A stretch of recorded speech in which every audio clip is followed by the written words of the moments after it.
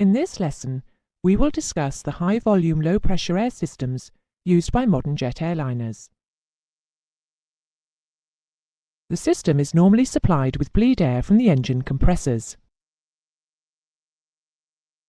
This can be backed up with air from the Auxiliary Power Unit, APU, and on the ground by external air supply carts.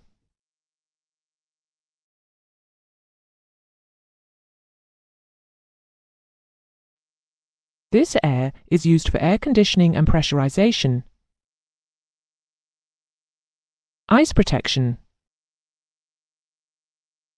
and as a power source for the air turbine motors used for engine starting, driving hydraulic pumps, and air-driven flaps and slats. It is also used for pressurizing hydraulic reservoirs and potable water tanks,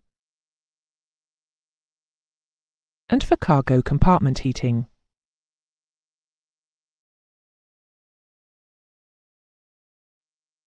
The engine bleed air system consists of the power source, the engine compressor, and control devices for temperature and pressure regulation during operation.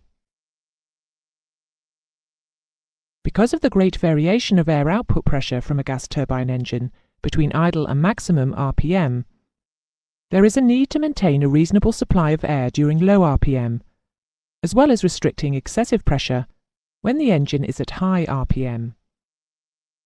This is usually done by taking air from two compressor stages to maintain a reasonable pressure band at all engine speeds.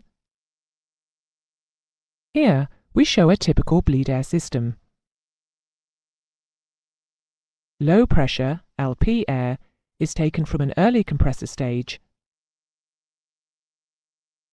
and high pressure, HP air, is taken from a later stage.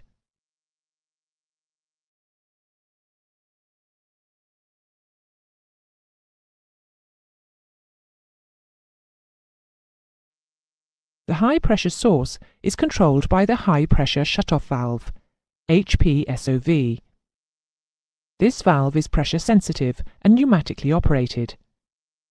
It is open when there is insufficient air pressure from the LP system to maintain the required flow. When this valve is open, HP pressure will close the non-return valve, NRV, shutting off the LP supply.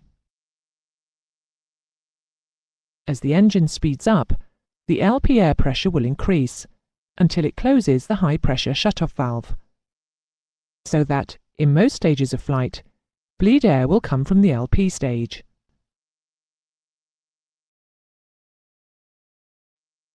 The air from the compressor is too hot for its required purpose, so it is passed through a pre-cooler in order to reduce its temperature.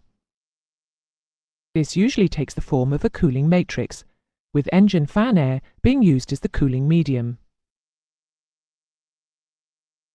The control valve modulates to vary the amount of fan air passing through the cooler, and thus control the temperature of the bleed air at a predetermined level, usually about 175 degrees Celsius.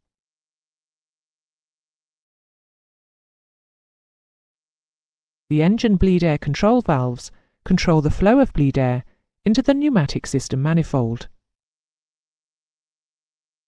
They are controlled electrically by switches on the flight deck. When selected open, the bleed air valve acts as a pressure regulator. The valve position is automatically modulated to maintain a maximum duct pressure of approximately 55 pounds per square inch. If the output pressure is below this, the valve will be fully open. Some aircraft have separate bleed air and pressure regulating valves.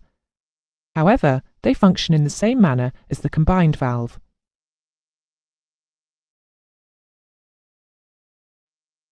It is a regulatory requirement that any single component in an aircraft's cabin air conditioning or pressurization systems, the failure of which could jeopardize the safety of the aircraft or the people in it, must be duplicated. To this end, most multi-engined aircraft keep the supplying engines or sides separate, with each engine supplying its own user services. These are kept independent by isolation valves, which are normally closed, but which may be opened, if an engine supply is lost, to feed the other side services. The system is fitted with a 2-pointer duct pressure gauge.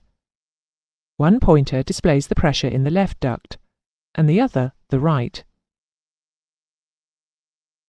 Some systems have engine bleed air valve position indicators. However, in the system shown here, the valve position is shown by the switch position, unless a warning light is indicating a problem.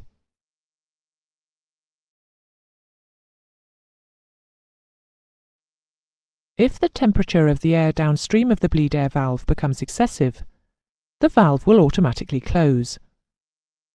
A warning light in the cockpit, which is monitoring the system for both excessive temperature and pressure, will come on.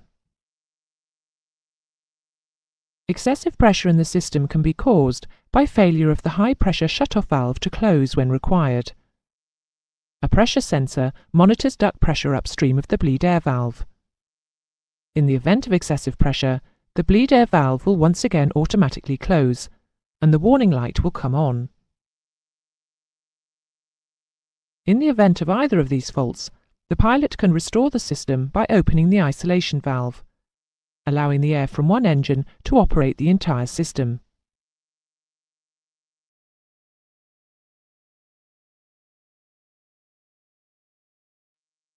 The air in the bleed air manifold is hot, in excess of 180 degrees Celsius.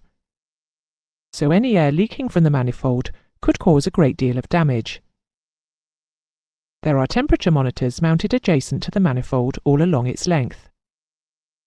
If any of these monitors senses an excessive temperature caused by a bleed air leak, the wing duct overheat light for the affected side will illuminate. The pilot can isolate the leaking area by closing the appropriate bleed valve and ensuring that the isolation valve is closed.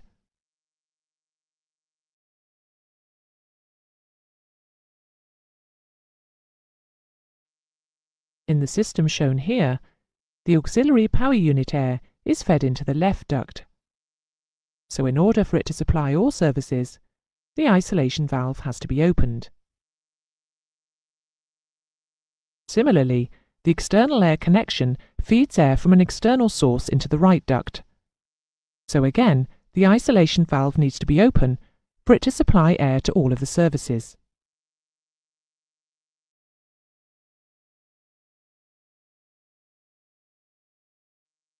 That is the end of the lesson. In this lesson, you have learned that most modern gas turbine engine aircraft have a bleed air system supplied with air tapped from the engine's compressors. The air is used by a number of systems, as shown here. The air supply is backed up by the auxiliary power unit, and on the ground by external air supply carts. The system is duplicated and protected from over-temperature and over-pressure.